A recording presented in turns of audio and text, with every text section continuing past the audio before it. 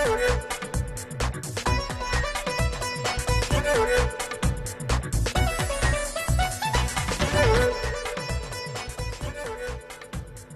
நேயர்களே, சிக்கனம் சேமிப்பு செல்வம் நிகழ்ச்சிக்கு உங்களை வரவேற்பது மணிமாறன். இன்றைய நிகழ்ச்சியில் நாம் பார்க்க இருப்பது நாட்டின் உணவு தேவையை பூர்த்தி செய்யும் விவசாயிகள் தொடர்பான அவர்களுக்கு ஆர்வமூட்டக்கூடிய நடப்பு குறித்து. இன்று விவசாயிகளின் மிகப்பெரிய பிரச்சனையாக கருதப்படுவது அவர்களது உற்பத்திக்கு நியாயமான விலை கிடைக்கவில்லை என்பதுதான். அதற்கு தீர்வாக அமையும் என்ற முழக்கத்தோடு அம்பேத்கர் பிறந்த நாளன்று பிரதமர் நரேந்திர மோடியால் தலைநகர் டெல்லியில் தேசிய வேளாண் விளைபொருள் சந்தை தொடங்கி வைக்கப்பட்டது. 2016-17 பட்ஜெட்டின் போதே தேதி குறித்து அறிவிக்கப்பட்ட மத்திய அரசின் இந்த திட்டம் நாட்டின் பல பகுதிகளிலும் உள்ள விவசாயிகளுக்கு ஒருங்கிணைந்த சந்தை ஒன்றை இணையம் மூலம் உருவாக்கி தருவது. இந்த சந்தை குறித்த விரிவான தகவல்களை இன்றைய நிகழ்ச்சியில் பார்க்க இருக்கிறோம். 2 நாட்களுக்கு முன்பு இந்த சந்தையின் தொடக்க விழாவில் பேசிய பிரதமர் மோடி, இதன் மூலம் இந்திய விவசாயிகள் தங்களது உற்பத்திக்கு நல்ல விலை பெறுவதில் பெரிய அளவில் சாதிக்க முடியும், அவர்களது நீண்டகால பிரச்சனைக்கு தீர்வு கண்டுவிட முடியும் என நம்புகிறோம். அவரது அறிமுக உரையில் இது வெளிப்பட்டது. விவசாய நாடு என்ற அடையாளத்தை இன்னும் இழக்காத இந்தியாவின் மொத்த மக்கள் தொகையில் இன்றும் கூட 58 முதல் 60% பேர் வரை வேளாண் தொழிலை நம்பி வாழ்கிறார்கள் என்கின்றன புள்ளி விவரங்கள். மறுபுறம் இவர்களில் சிறு குறு விவசாயிகள்தான் அதிகம். அதனால் நவீன பாசன வசதி பெறுவதற்கு செலவிடவோ அரசிடம் கேட்டு பெறவோ வாய்ப்பில்லாமல் பருவமழையை மட்டுமே நம்பி விவசாயம் செய்து வருகின்றனர். கடந்த 2 ஆண்டுகளில் நடந்தது போல பருவமழை தவறினால் இவர்களது பாடு திண்டாட்டம்தான். இத்தனை சவால்களையும் தாண்டி உற்பத்தி செய்யும் விவசாய விளைபொருட்களுக்கு கட்டுப்படியாகும் விலை கிடைப்பது பெரும்பாலும் அரிதாக இருக்கிறது. சில்லறை விற்பனையில் வெங்காயம், தக்காளி போன்றவற்றை கிலோ 100 ரூபாய்க்கு வாங்கும் அவலம் ஏற்பட்டதை கண்ட நாம், வேறு சில நேரங்களில் விளைந்த தக்காளியை பறித்து சந்தைக்கு அனுப்பும் செலவும் கிட்டவில்லை என மாடுகளை விட்டு மேய்க்கும் விவசாயிகளையும் பார்க்கிறோம்.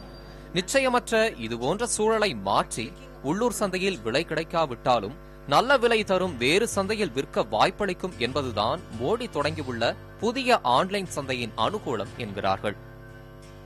ई-नाम का लाभ किसान को प्राप्त होगा और इसलिए मैं इन सभी राज्यों से आग्रह करता हूं कि इसको प्राथमिकता दें.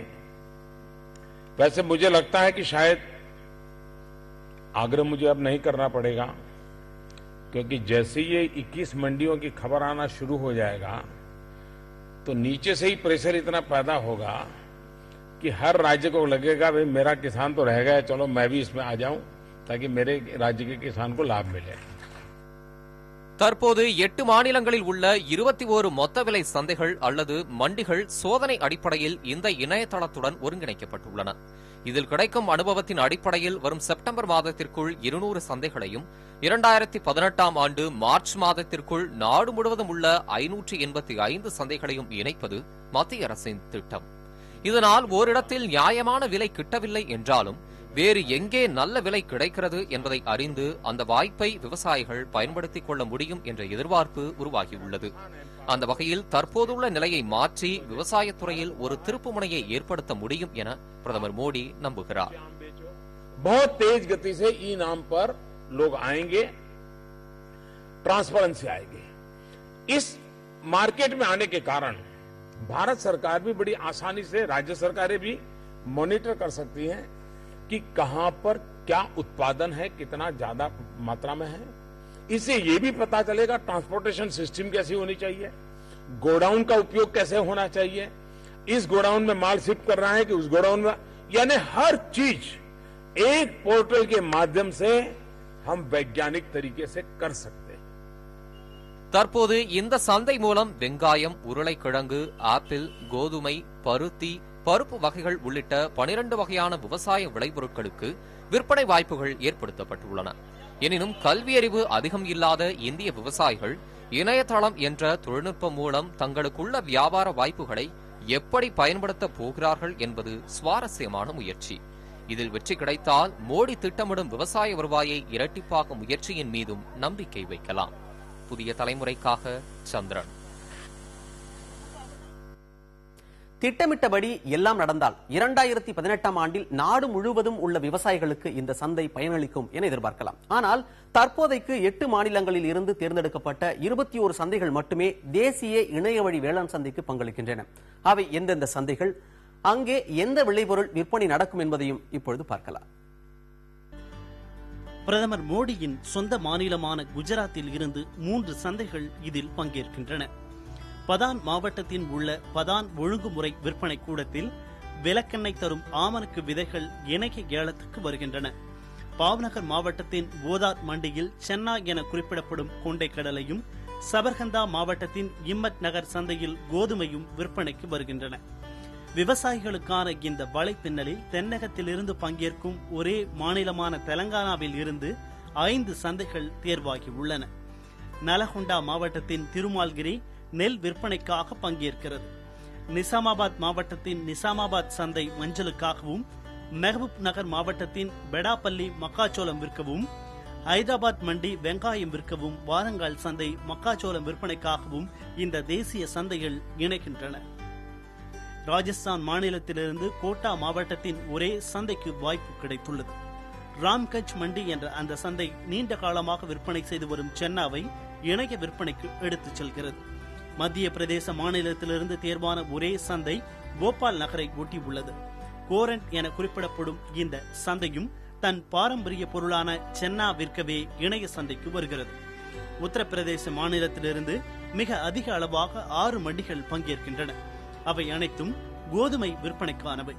சுல்தான்பூர், லக்கிம்பூர், லலித்பூர், பருஞ்ச், சரன்பூர், மதுரா போன்ற ஊர்களின் மண்டிகள் கோதுமை விவசாயிகளின் வருவாயை உயர்த்தும் என எதிர்பார்க்கப்படுகிறது. அடுத்தது ஹரியானா. இம்மாநிலத்தில் 2 மண்டிகள் தேர்வாகி உள்ளன. சிர்சா விற்பனைக்கு கை கொடுக்கும். சிர்சா மாவட்டத்தின் எல்லையான எலனாபாத் கடுகு விற்பனையில் உதவ கர்னால் சந்தை கோதுமை விற்பனைக்கு கை கொடுக்கும். பின்தங்கிய மாநிலம் என்றாலும் ஜார்க்கண்டில் உள்ள ராஞ்சி மாவட்டத்தின் பந்த்ரா சந்தை 2 பொருட்களை விற்க உதவும் ஒரே சந்தை என பெயர் பெற்றுள்ளது. புளியை தவிர இடுப்பைப்பூ விற்பனையும் இங்கே இணையதளம் ஏறுகிறது. கடைசியாக இமாச்சல பிரதேசத்திலிருந்து 2 சந்தைகள், சோலா நகரில் உள்ள பழ மண்டியும் சிம்லாவில் உள்ள தத்தாலி எனும் மண்டியும் பச்சை பட்டாணி உற்பத்தியாளர்களுக்கு நல்ல விலை கிடைக்க உதவும் பணியை ஏற்றுள்ளன.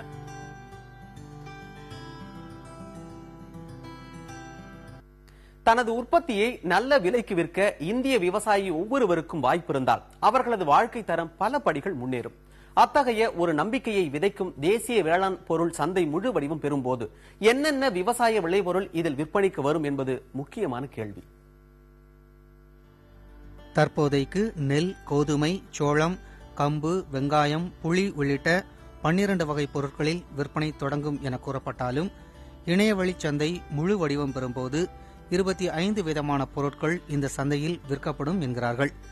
வட இந்திய மக்களின் முக்கிய உணவுப் பொருளான கோதுமையில் தொடங்கும் இது மக்காச்சோளம், சென்னா என குறிப்பிடப்படும் கொண்டைக்கடலை, எண்ணெய் வித்துக்களில் ஒன்றான ஆமணக்கு, தானிய ரகங்களான சோளம், கம்பு போன்றவற்றையும் உள்ளடக்கியது. அதன்பின் பார்லி, நிலக்கடலை, சோயாபீன்ஸ் என நீளும் இந்த பட்டியல் மஸ்டர்ட் சீட் என குறிப்பிடப்படும் கடுகு, தென்னிந்திய மக்களின் முக்கிய உணவுப் பொருளான நெல், இந்திய உணவான சாம்பாருக்கு தேவைப்படும் துவரம்பருப்பை தரும் துவரையும் இணைந்தது. அடுத்து உளுந்து, கர்நாடக மண்ணில் பிரபலமாக இருக்கும் மைசூர் பருப்பு, பாசிப்பயிறு போன்றவற்றோடு உலர்ந்த சிவப்பு மிளகாய், சீரகம், பருத்தி போன்றவையும் இடம் பிடித்துள்ளன. காய்கறி கனி ரகங்கள் என பார்த்தால் உருளைக்கிழங்கு, வெங்காயம், ஆப்பிள் போன்றவற்றோடு மஞ்சள், பட்டாணி, இலுப்பைப்பூ மற்றும் புளி போன்றவற்றையும் தேசிய வேளாண் இணையதள சந்தையில் இணைக்கப்பட வாய்ப்புகள் உள்ளன. மத்திய அரசு இதற்காக முழு முயற்சியில் ஈடுபட்டு வருகிறது. ஆங்கிலத்தில் E-NAM என குறிப்பிடப்படும் இந்த சந்தைக்காக 200 கோடி ரூபாய் அனுமதிக்கப்பட்டு சோதனை அடிப்படையில் இதற்கான வலைதளம் தொடங்கப்பட்டு விட்டாலும் இதற்கான ஆரம்ப சிந்தனை முளைவிட்டது பல மாதங்களுக்கு முன்பு என்பது கவனிக்கத்தக்கது. மத்திய அரசின் முன்னுரிமை திட்டங்களில் ஒன்றாக குறிப்பிடப்படும் தேசிய வேளாண் சந்தை குறித்த முதல் யோசனை மோடிக்கு தொடங்கியது கர்நாடக மாநிலத்துக்கு பயணித்த திரும்பிய பின்தான். பொதுவாக ஒழுங்குமுறை விற்பனை கூடம் என்ற பெயரில் நாடு முழுவதும் செயல்படும் பல வேளாண் பொருள் விற்பனை கூடங்களுக்கான தற்போதைய சட்டப்படி ஒரு விற்பனை கூடத்தில் அல்லது சந்தையில் மண்டியில் பதிவு பெற்ற நபரை மற்றொரு மண்டியில் செயல்பட அனுமதிப்பதில்லை. ஆனால் கர்நாடக மாநிலத்தில் இது தொடர்பாக செய்யப்பட்ட பல சட்ட திருத்தங்கள் மூலம் அங்குள்ள விவசாயிகள் அம்மாநிலத்தில் உள்ள எந்த சந்தையையும் தேர்ந்தெடுத்து தனது பொருளை விற்பனை செய்யலாம் என்ற நிலையை ஏற்படுத்தியிருக்கிறார்கள். அதனால் பலர் பயன்பெற்றுள்ளதாக தெரிகிறது. ஒரு மாநிலத்திற்குள் இப்படி செய்ய முடியும் என்றால் ஏன் அதையே நாடு முழுக்க விரிவாக்கக்கூடாது என்ற எண்ணம் தோன்றி அதையொட்டிய முன்னேற்றமே தேசிய வேளாண் பொருள் சந்தையாக மோடியின் மனதில் வடிவம் பெற்றது.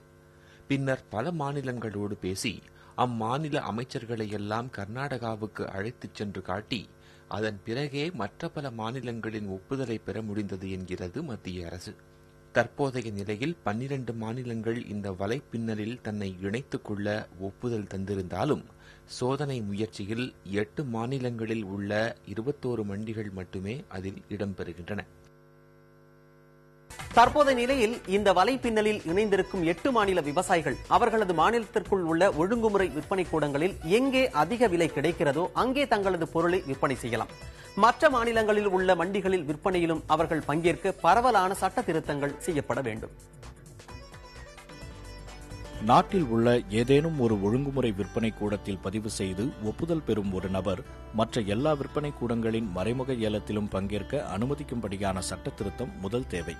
அடுத்தது, அந்தந்த ஒழுங்குமுறை விற்பனை கூடத்துக்கான கட்டணங்களை தனித்தனியாக செலுத்தாமல் ஒரே பொது இடத்தில் செலுத்தும் நிலை தேவை. அதற்கேற்ப விதிகள் உருவாக்கப்பட வேண்டும். அடுத்தது, விவசாயிக்கு கிடைக்கும் அதிகபட்ச விலை என்ன என்பதை இணைய வழி ஏலம் மூலம் நிர்ணயிக்க அனுமதிக்கும் சட்ட திருத்தமும் அவசியமாகிறது. நாடு தழுவிய ஒரே சந்தை உருவாக்கத்தில் தற்போதுள்ள சங்கடங்கள் இவை மட்டுமல்ல. பீகார், கேரளா போன்ற சில மாநிலங்களில் ஒழுங்குமுறை விற்பனை கூடங்கள் என்ற நடைமுறையே தற்போது இல்லை. அதனால் இவை புதிய இணைய சந்தையில் எப்படி பங்கேற்பது என்ற கேள்வி எழுகிறது. இப்படியான பல சிக்கல்களுக்கும் பிற முன்னேற்றங்களுக்கும் ஆலோசனை சொல்ல விவசாய விளைபொருட்களுக்கான குறைந்தபட்ச ஆதரவு விலை நிர்ணயிக்கும் குழுவுக்கு தலைவராக பணியாற்றிய அசோக் குலாதி என்பவர் தலைமையில் ஒரு குழுவையும் மத்திய விவசாய அமைச்சகம் பணியமர்த்தியுள்ளது. அதன் அறிக்கை தாக்கலாகும் போது தேசிய ஒற்றைச் சந்தை குறித்த மேலும் பல விஷயங்கள் தெளிவாகும் என நம்பலாம். இந்தியாவின் தற்போதைய ஜிடிபி, அதாவது உள்நாட்டு உற்பத்தியில் விவசாயத்தின் பங்களிப்பு 15% அல்லது அதற்கும் குறைவே. இந்த நிலையில் 2020 ஆண்டுக்குள் விவசாயிகளின் வருவாயை 2 மடங்காக அதிகரிக்க நடவடிக்கை எடுப்போம் என கடந்த பட்ஜெட்டில் அறிவிப்பு வெளியானது. அதை நோக்கிய பயணத்தின் ஒரு நடவடிக்கையாக இந்த இணைய சந்தை தொடக்கம் குறிப்பிடப்படுகிறது. ஆனால் இணைய சந்தை இதற்கு உதவும் சாத்தியம் குறித்து விவசாய பொருளாதார நிபுணர்கள் கேள்வி எழுப்புகிறார்கள். இந்திய நாட்டினுடைய சாகுபடி செய்யப்படுகின்ற நிலப்பரப்படுத்திட்டீங்கன்னா கிட்டத்தட்ட ஒரு 80% விவசாயிகள் ஒரு 2 ஏக்கர் 2.5 ஏக்கர், 1 ஹெக்டேருக்கு குறைவாக விவசாயம் பண்ணுறவங்க தான் இருக்காங்க. 5 ஏக்கருக்குள்ள தான் இருக்கும். பெரும்பாலும் இவங்களுடைய உபரி என்பது ஈவன் சிறு விவசாயிகள் கூட உற்பத்தி பண்ணுறாங்க, சந்தையில் விற்கிறாங்க. ஏன்னா அவங்களுக்கு கடன் வாங்கியிருக்காங்க, கடன் திருப்பத்துக்கு பணம் வேண்டியிருக்கு. ஆனால் அந்த அளவுகள் ரொம்ப கம்மியாக இருக்கும். 1 மூட்டை 2 மூட்டை 10 மூட்டையை போய் நீங்கள் ஆல் இண்டியா மார்க்கெட்லலாம் விற்கிறதுங்கிறது அவ்வளோ யதார்த்தமானதில்லை. பிரச்சனை இருக்குது விவசாயிகளுக்கு. லோக்கல் மண்டிகள்லாம் அவங்களுக்கு சில வேலை கிடைக்காம போகலாம்.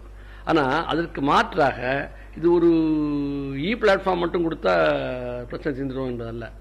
சில பயிர்களில் சில பெரு விவசாயிகளுக்கு சில நேரங்களில் இது வாய்ப்பு அளிக்கலாம். இல்லையா, அரசு முன் கொள்முதல் செய்யணும் என்பதுதான் பொருத்தமாக இருக்கும்.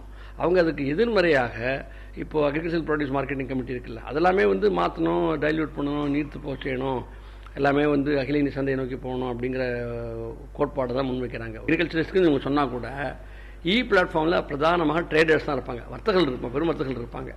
ஸோ ஒரு நவீன முயற்சியாக சொல்லப்பட்டாலும் நடைமுறையில் வர்த்தகர்கள் ஆதிக்கத்தை திருப்பி கொண்டு தான் இதில் ஏற்பாடு இருக்கு. உண்மையிலேயே விவசாயிகளை திரட்டி அவர்களுடைய பேர சக்தியை உயர்த்த முடிந்தால், ஒட்டுமொத்தமாக 100 விவசாயிகள் சேர்ந்து பொருள் ஏலத்தில் பங்கேற்கிறாங்க வச்சுங்க, அவங்க சார்பா ப்ரொடியூசர் கம்பெனிஸ் அமைச்சு, அப்போ ஒரு பயன் கிடைக்க வாய்ப்பு இருக்கு.